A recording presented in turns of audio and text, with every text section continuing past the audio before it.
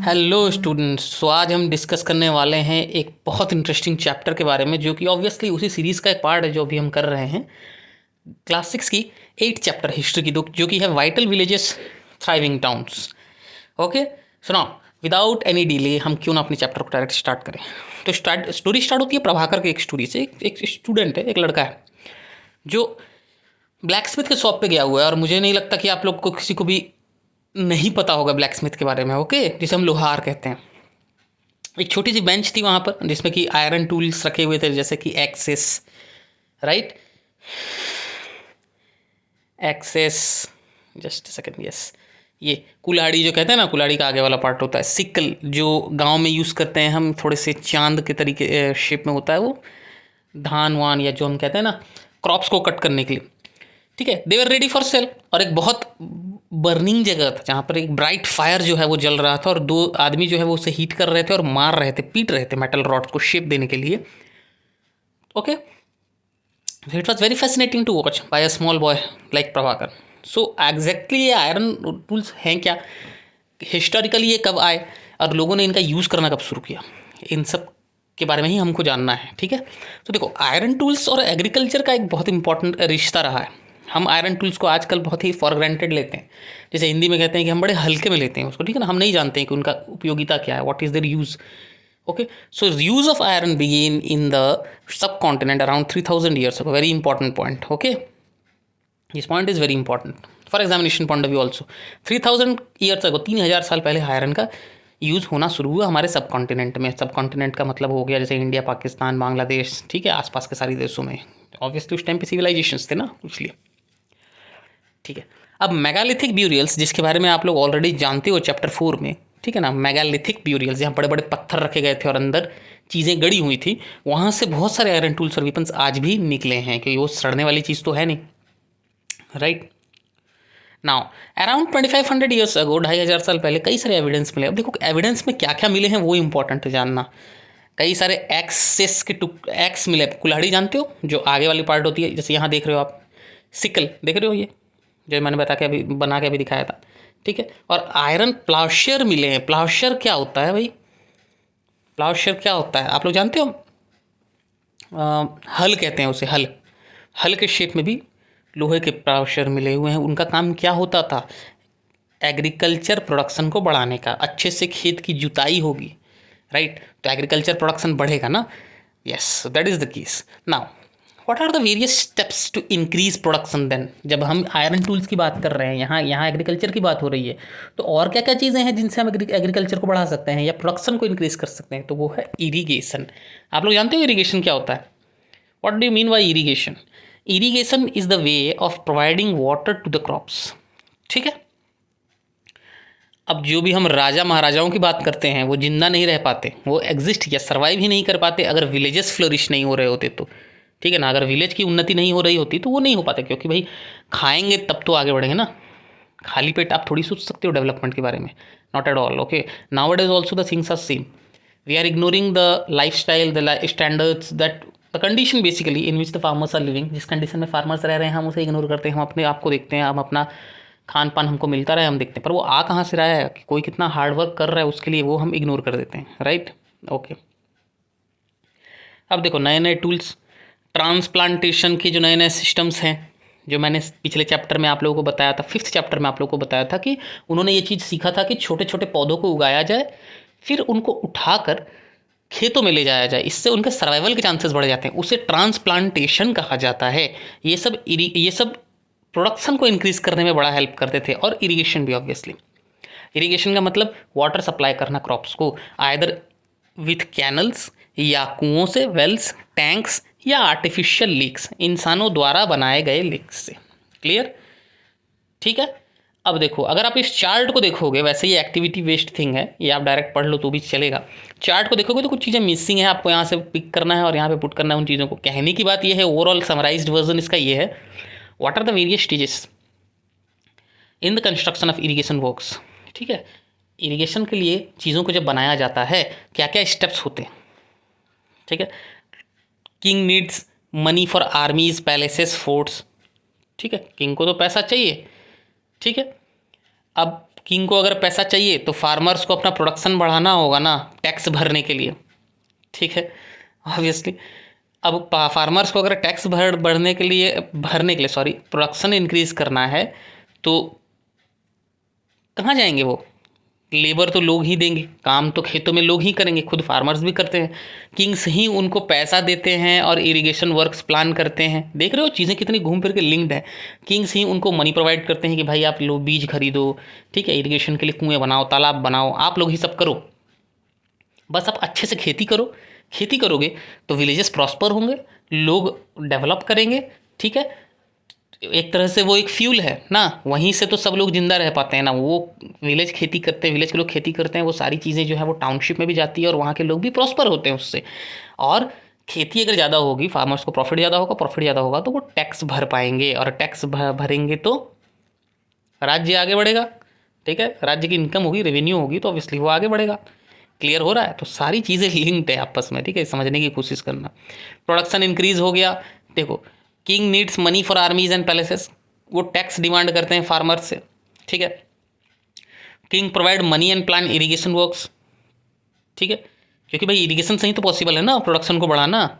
Labour provide करते हैं कौन? लोग, ठीक है। अब farmers also benefit because crop production is more certain, crop production हो रहा है तो फार्मर्स को तो फायदा होगा ही होगा, और उस टैक्स का कुछ हिस्सा या उस इनकम का कुछ हिस्सा वो किंग्स को देंगे तो किंग का भी फायदा होगा, सब खुश, हम भी खुश, आप भी खुश। समझ में आ रहा है? तो ये सब चीज़ें जो है ना वो आपस में लिंक्ड हैं, आपको समझना है लिंक कैस किस तरह से होता है। बाकी ये सब चार्ट वार्ट भरना, ये वो करना, that is not so important, but understanding the concept, the logic behind this is very very important. Okay, now got it? I hope everybody understood this.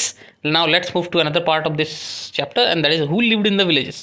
Village में कौन कौन रहते थे? और मैं एक चीज़ बता दूं, इसमें आप जितना टर्म्स जानने वाले हो, जितना नाम जानने वाले हो, उसको अच्छे से पढ़ोगे, otherwise it will be a problem for you, क्योंकि ये सारे नाम एग्जाम में आते हैं, ठीक है। दैट्स वाई विलेजेस में कौन कौन रहते थे। देखो 3 अलग अलग तरह के लोग विलेजेस में रहते थे। हम यहाँ सदर्न इंडिया और नॉर्दर्न इंडिया दोनों की बात करेंगे।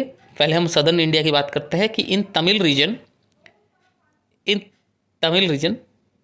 एक minute, just yes, in Tamil region large land owners were known as Vellalar. बड़े बड़े लैंड ओनर्स जो हैं उनको वेलालर कहा जाता है। जो सामान्य प्लाउमैन हैं, जो खेती करते हैं, उनको उजावर कहा जाता है, ऑर्डिनरी प्लाउमैन को, ठीक है, ऑर्डिनरी प्लाउमैन को उजावर कहा जाता है।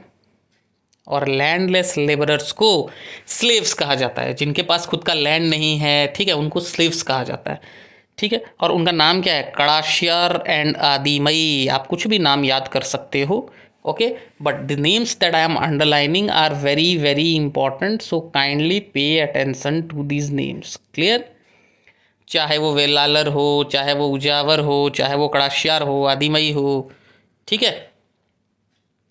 चलो बढ़िया। In the northern part of the country the village headman was known as Grama Bhojak, ठीक है।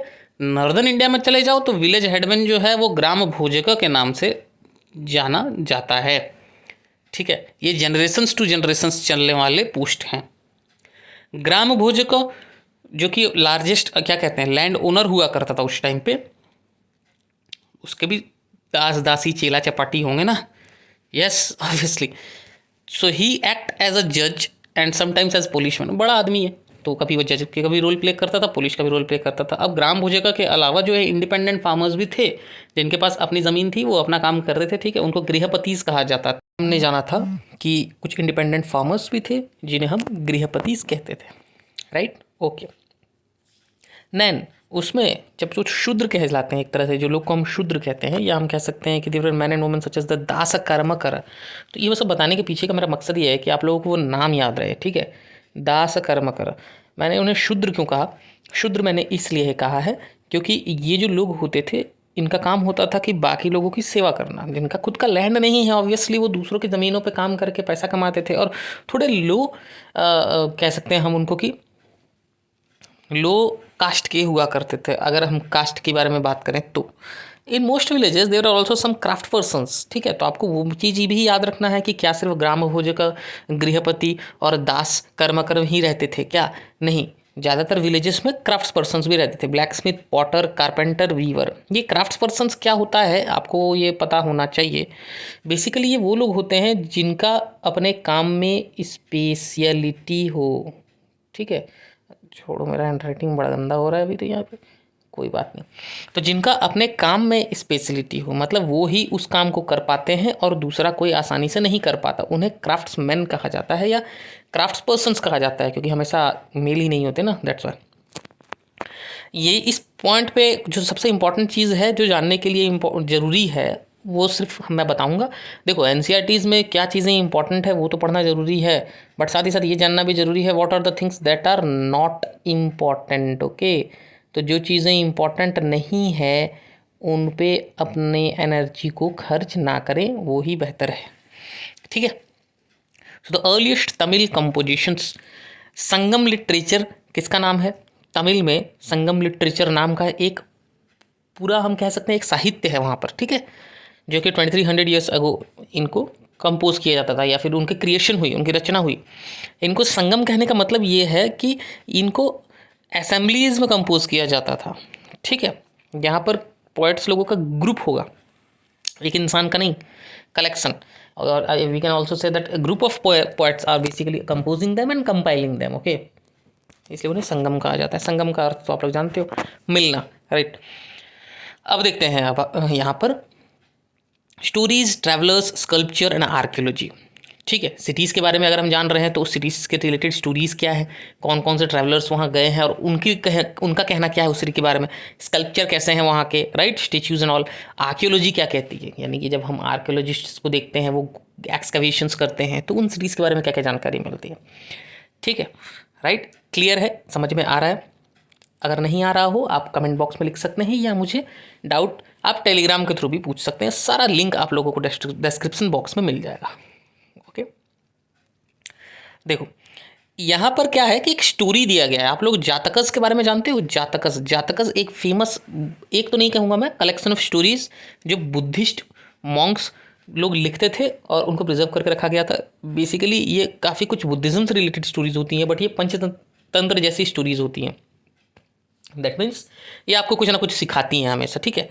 तो यहाँ पर एक स्टोरी है एक पुअर मैन की जो ग्रेजुअली कैसे रिच हो गया, ठीक है। तो क्लेवर पुअर मैन कैसे, तो आप लोगों को पसंद है स्टोरी सुनना? Very good, as I know आप लोगों को ऑब्वियसली पसंद है, आई नो दैट। तो इसलिए हम ये स्टोरी पढ़ते हैं। एक समय की बात है, ठीक है, एक बहुत ही क्लेवर पर पुअर यंग मैन रहता था जो एक सिटी में रहता था ऑब्वियसली। उसके रिसोर्स क्या थे, ये बड़ा इंटरेस्टिंग है ये। उसके रिसोर्स थे dead rat. Dead rat, are you getting? Dead rat का मतलब ये हो गया कि मरे हुए चूहे ही थे जो उसके पास अवेलेबल थे, उसके अलावा और कुछ चीज़ें नहीं थी उसके पास, राइट। तो अब उनको क्या सेल करता, ठीक है। एक होटल में बिल्लियाँ रहती थी, कुछ बिल्लियाँ थी, तो होटल वाले को बेचना शुरू किया। वो बोला कि एक कॉइन मुझे दो, मैं अपना एक डेड रैट तुमको दूंगा, इससे इससे तुम्हारा जो है वो, जस्ट अ सेकेंड, इससे तुम्हारा जो है वो बिल्लियाँ उसको खाएंगी, ठीक है, सर्वाइवल ऑफ बोथ। सो एक दिन क्या होता है, बहुत आंधी तूफान आ जाता है।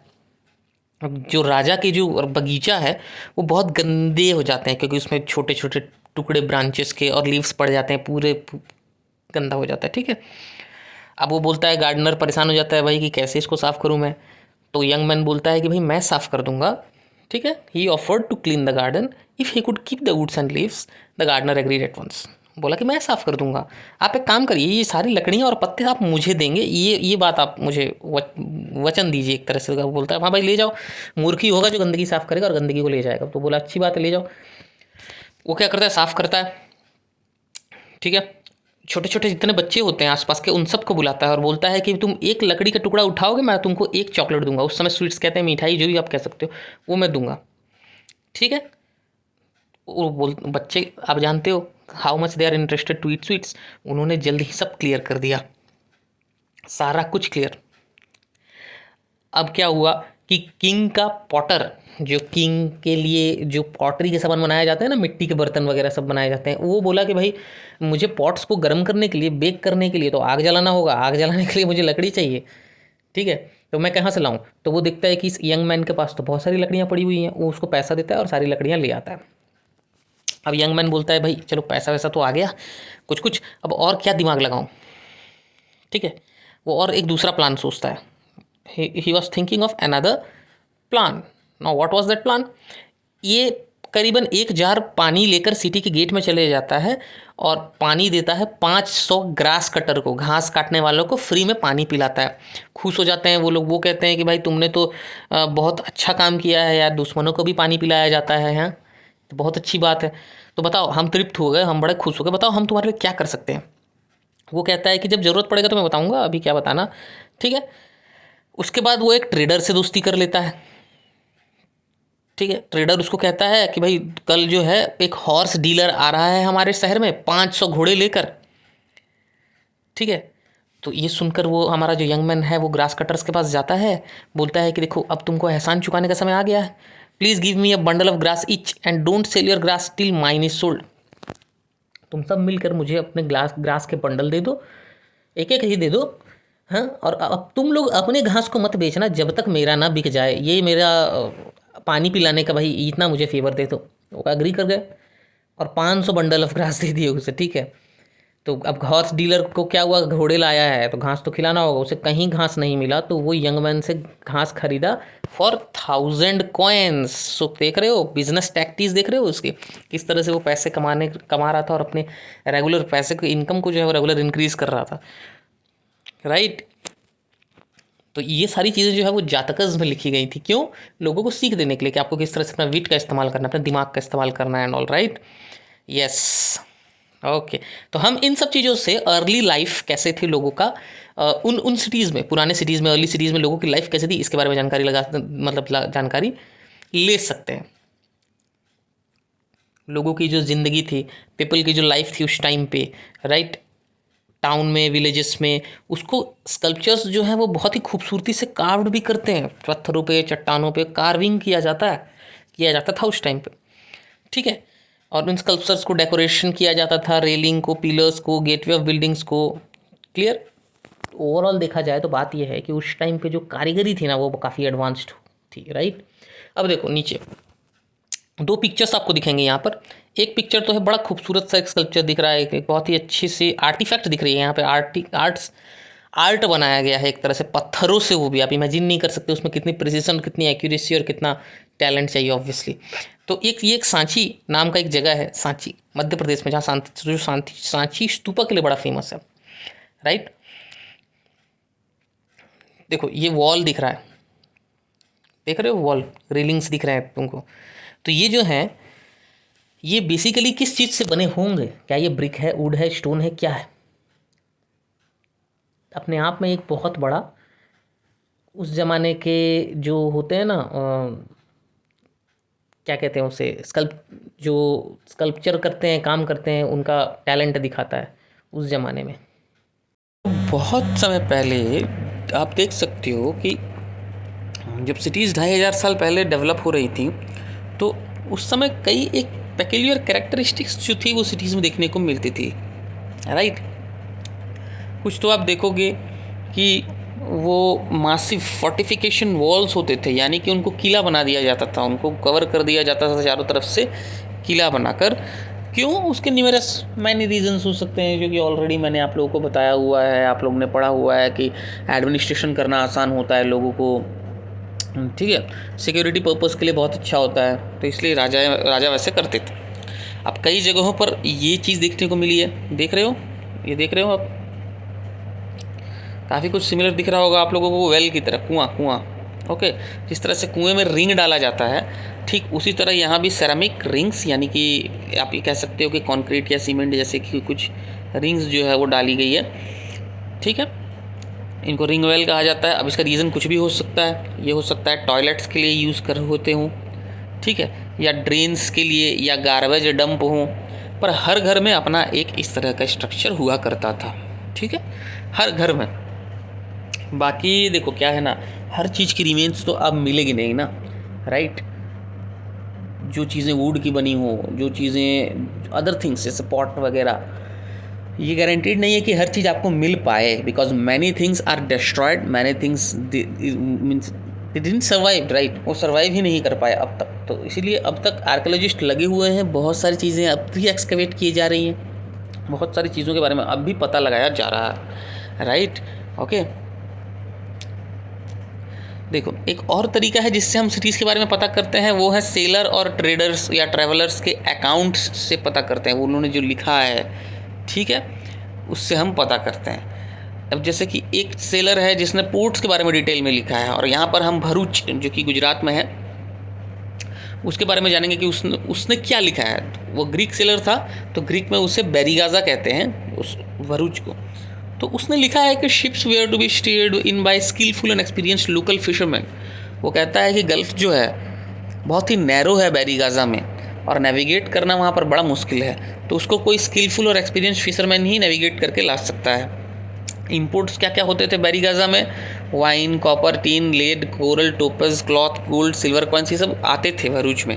भरूच से फिर वो क्या लेकर जाते थे, ठीक है, Ivory, agate, carnelian, cotton, silk, perfumes.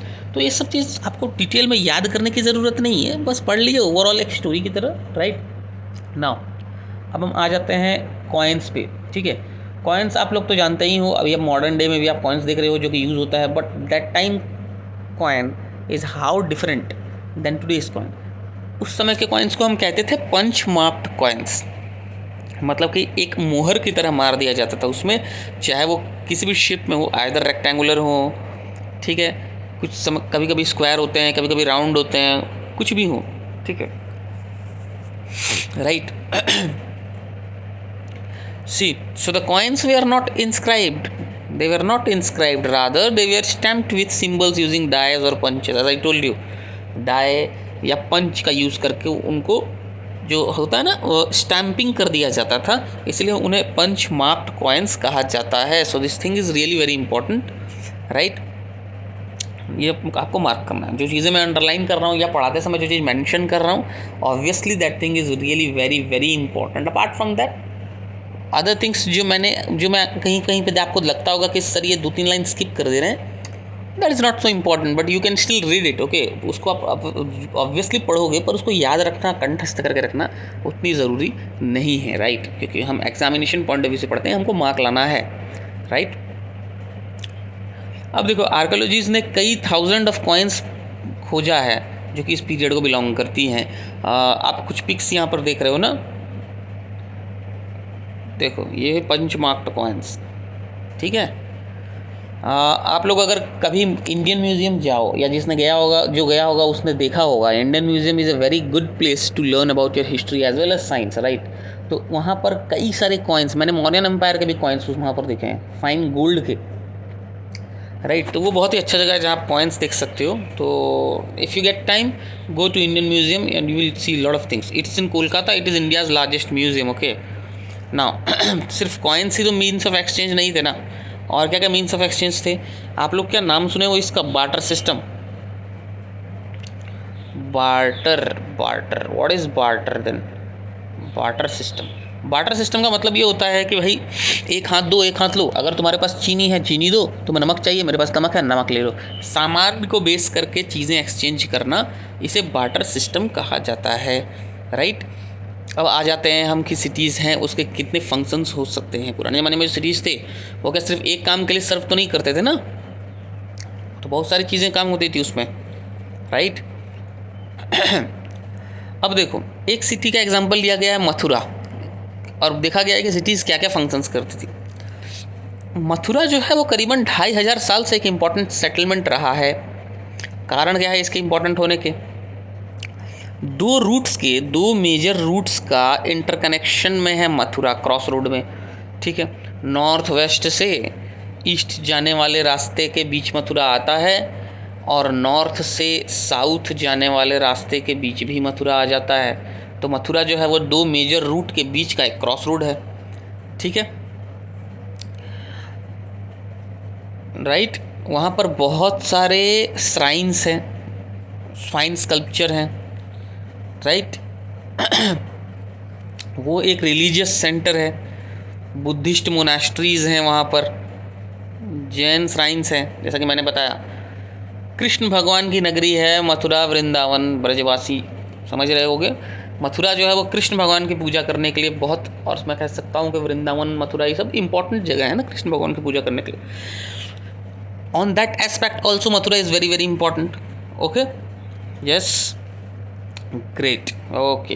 तो देखो मथुरा में कई सारे स्टेच्यूज, कई सारे इंस्क्रिप्शंस मिलते हैं, राइट। तो ये तो खैर बात हो गई, हमको पता ही है, ठीक है। अब देखो क्या है,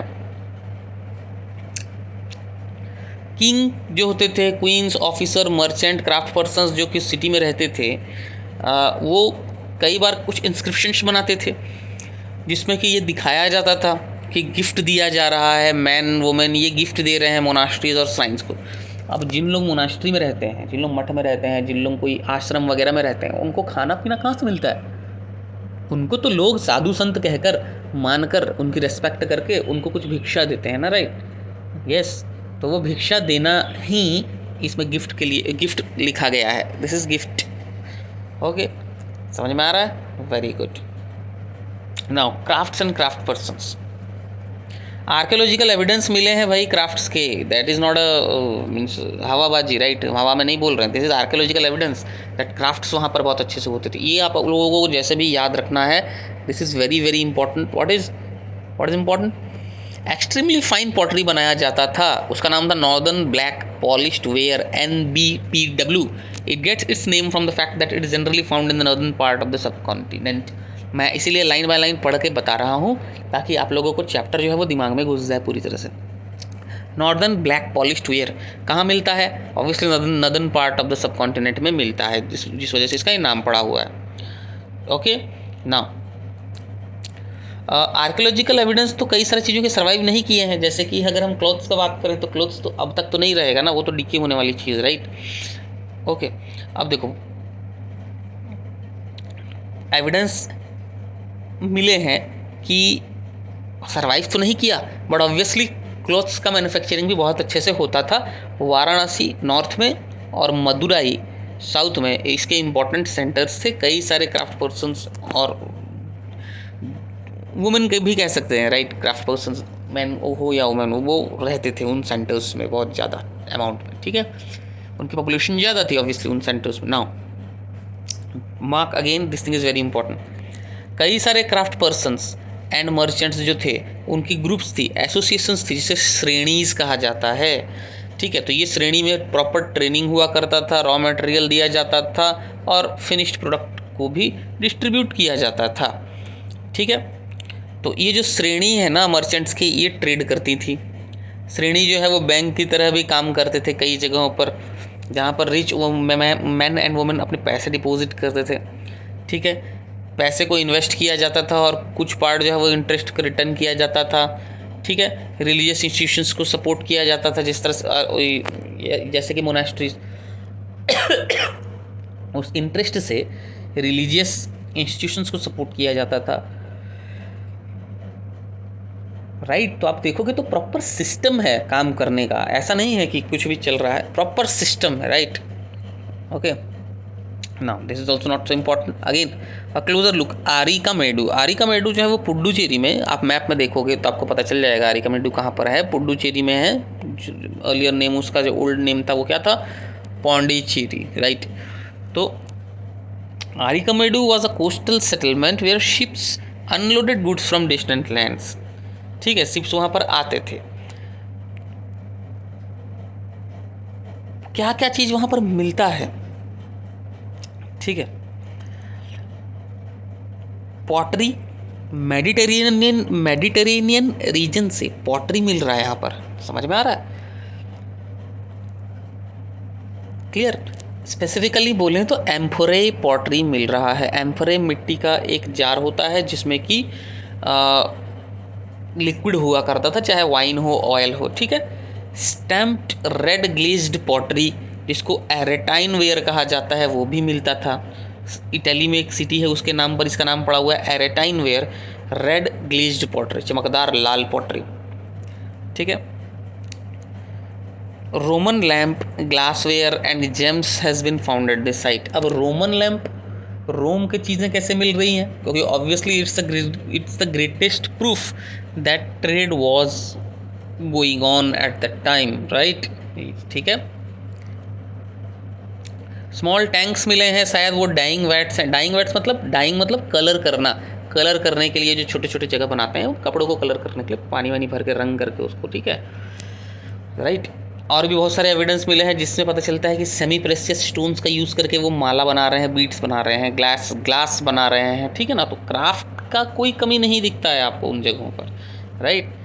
So I hope you understood the chapter, and if you have any doubt in this, you can just see the video again and again. And yes, still, if you are having any doubt, then you can contact me in my Telegram or by Insta, or you can comment in the comment box. Okay. So I hope you enjoyed the video and everything is clear in this. So bye bye. Have a nice day.